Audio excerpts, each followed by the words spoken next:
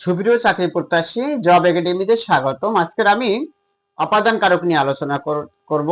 এর আগে আমি বাকি কারকগুলো নিয়ে আলোচনা করেছিলাম, কর্তৃকারক, কর্মকারক, করণকারক এবং সম্প্রদান কারক নিয়ে আলোচনা করেছি।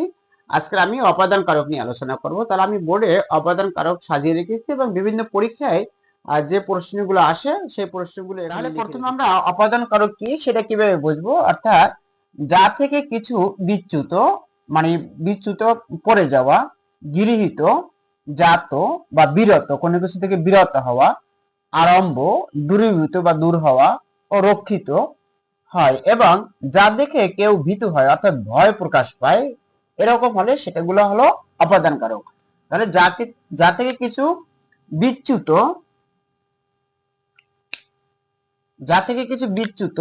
তারপরে গৃহীত, জাত, বিরত, আরম্ভ, দুর্বৃত্ত, রক্ষিত এবং ভয়, ভীত বা ভয়,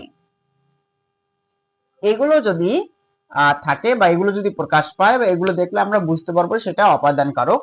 এবং অপাদান কারক আবার ক্রিয়াকে যদি আমি কোথা থেকে বা কি হতে বা কিসের হতে এগুলো দিয়ে যদি প্রশ্ন করলে যেটা পাবো সেটা হলো আমাদের অপাদান কারক। যে ক্রিয়াকে কোথা থেকে, কি হতে বা কিসের হতে দিয়ে প্রশ্ন করলে আমরা অপাদান কারকটা পাবো। এই অপাদান কারকের যে উদাহরণগুলো দেখে রেখেছি, এখানে বিভক্তির প্রথমে বিভক্তি, দ্বিতীয় বিভক্তি, তৃতীয় বিভক্তি, পঞ্চমী বিভক্তি, ষষ্ঠী, সপ্তমী, এই বিভক্তিগুলো হয় অপাদান কারকে। প্রথমে বিভক্তি যেমন স্কুল পালিয়ে রবীন্দ্রনাথ হওয়া যায় না।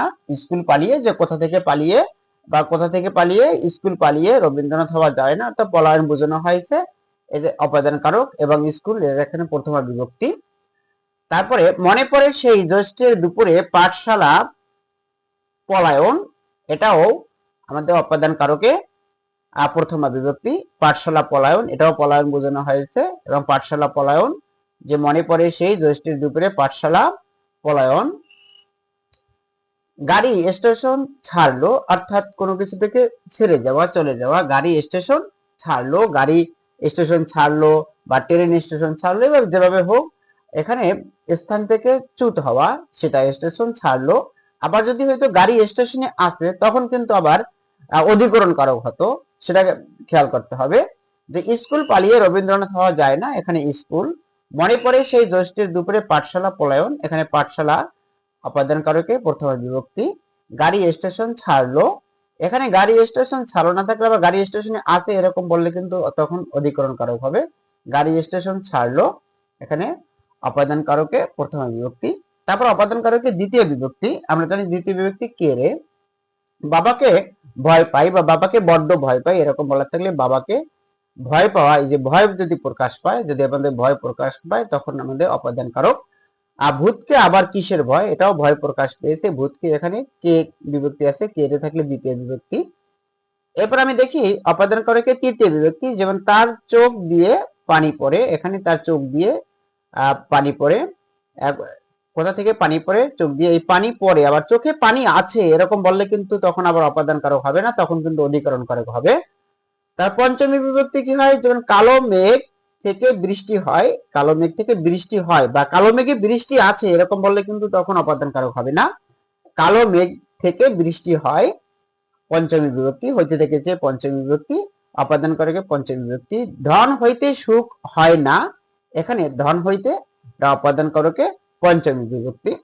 তারপর দেখি আমি অপাদান কারকে ষষ্ঠী বিভক্তি কি আছে, যেমন বাদলের ধারা ঝরে ঝড়, বাদলের ধারা ঝরে ঝড়, এখানে ষষ্ঠী বিভক্তি আমাদের কোনটা, বাদলের ধারা ঝরে ঝড়, এখানে এই বাদলের, এটা হলো ষষ্ঠী বিভক্তি। এবং আমাদের অপাদান কারকে ষষ্ঠী বিভক্তি, যে বাদলের দ্বারা ঝড়ে বিচ্যুত হওয়া কিন্তু বোঝানো হয়েছে। বর্ষাকালে সাপের ভয়, এখানে কিন্তু ভয় প্রকাশ করা হয়েছে। সাপের ষষ্ঠী বিভক্তি, র আছে ষষ্ঠী বিভক্তি। যেখানে বাঘের ভয় সেখানে সন্ধ্যা হয় বা রাত হয়, এখানে বাঘের ভয়, র আছে ষষ্ঠী বিভক্তি। এবং ভয় বোঝানো হয়েছে, ভয় দেখলেই আমরা বুঝতে পারবো যেটা অপাদান কারক। সপ্তমী বিভক্তি, অপাদান কারকের সপ্তমী বিভক্তি হলো মেঘে বৃষ্টি হয়, এখানে মেঘে, এখানে এ বিভক্তি যুক্ত এ হাতে হলো সপ্তমী বিভক্তি। সাদা মেঘে বৃষ্টি হয় না, এখানে মেঘে অপাদান কারকের সপ্তমী বিভক্তি। বিপদে মোরে রক্ষা করো, এ নহে মোর প্রার্থনা, এখানে বিপদে, বিপদ যোগে বিপদে সপ্তমী বিভক্তি এবং বিপদে মোরে রক্ষা করে এই রহিম প্রার্থনা, এটা অপাদান কারক, অপাদান কারকে সপ্তমী বিভক্তি। সব ঝিনুকে সব ঝিনুকে মুক্তা মেলে না, অপাদান কারকে সপ্তমী বিভক্তি। তিলে তৈল হয়, আবার তিলে তৈল আছে এটা বোঝালে কিন্তু আবার অপাদান কারক হবে না, এটা বোঝালে কিন্তু তখন অধিকরণ কারক হবে। তিলে তৈল হয়। আবার মেঘ থেকে বৃষ্টি পড়ে বা ছাদ থেকে পানি পড়ে বা গাছ থেকে ফল পড়ে, বিচ্যুত হওয়া বোঝালে কিন্তু সেটা অপাদান কারক। কিন্তু যদি বলা হয় গাছে ফল আছে বা ছাদে বৃষ্টি পানি জমে আছে অথবা মেঘে পানি জমে আছে, এরকম বোঝালে কিন্তু অধিকরণ কারক হবে। কিন্তু তিলে তৈল আছে বা মেঘ থেকে বৃষ্টি পড়ে বা গাছ থেকে ফল পড়ে, বিচ্যুত হওয়া বোঝালে তখন কিন্তু সেটা অপাদান কারক হবে।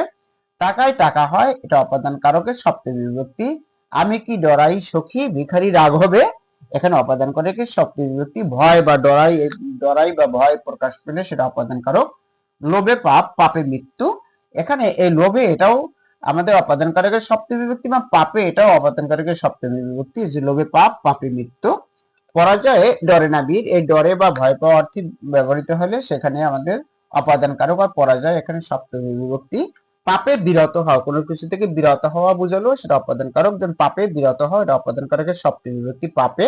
বর্জে তোমার বাজে বাসি, এখানে বর্জে অপাদান কারকের সপ্তমী। ভাই বোনেরা, জব একাডেমিতে স্বাগতম। আজকের আমি অপাদান কারক দেখালাম এবং অপাদান কারকটা কিন্তু মোস্ট ইম্পর্টেন্ট, এই বিষয়গুলো মনে রাখতে হবে যে কোনটা দেখলে আমি বুঝতে পারবো অপাদান কারক হয়।